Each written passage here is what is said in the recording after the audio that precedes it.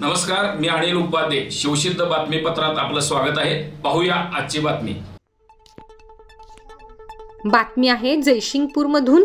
शिरोळ तालुक्यातील जयसिंगपूर शहरातील गल्ली क्रमांक 13 इथं झालेल्या निर्घृण खुनाच्या गुन्ह्याचा उलगडा अवघ्या 12 तासात करण्यात जयसिंगपूर गुन्हे शोध पथक आणि स्थानिक गुन्हे अन्वेषण शाखा कोल्हापूर यांच्या संयुक्त पथकाला यश आले आहे.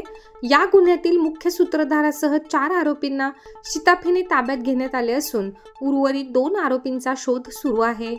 सदर गंभीर गुन्ह्याचा तपास पोलीस अधीक्षक योगेश कुमार गुप्ता, अप्पर पोलीस अधीक्षक अण्णासाहेब जाधव तसेच उपविभागीय पोलीस अधिकारी अमोल ठाकूर यांच्या मार्गदर्शनाखाली करण्यात आला.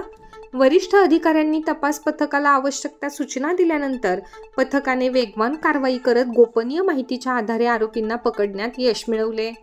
तपासादरम्यान पथकाने खुनातील प्रमुख आरोपी 30 वर्षीय शेखर महादेव पाथरवट आणि 31 वर्षीय सागर परशुराम कलकुटगी यांना तमदलगेतील बसवाना खिंड परिसरातून, तर इतर 2 आरोपी 43 वर्षीय विजय लक्ष्मण पाथरवट आणि 47 वर्षीय संजय लक्ष्मण पाथरवट यांना चौडेश्वरी फाटा परिसरातून शिताफीने ताब्यात घेतले. सर्व आरोपी जयसिंगपूर मधील रहिवासी आहेत. आरोपींची जयसिंगपूर पोलीस ठाण्यात आणून चौकशी करण्यात आली असता त्यांनी खुनाची कबुली दिली आहे. गुन्ह्यातील उर्वरित 2 आरोपींचा शोध सुरू असून त्यांच्या अटकेसाठी पथकाने मोहीम हाती घेतली आहे.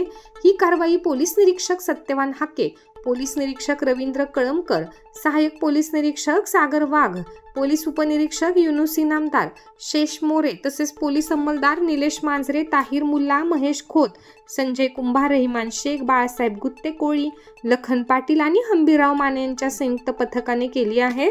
या जलद आणि शिताफीने केलेल्या कारवाईबद्दल नागरिकांतून पोलिसांचे कौतुक व्यक्त होत आहे.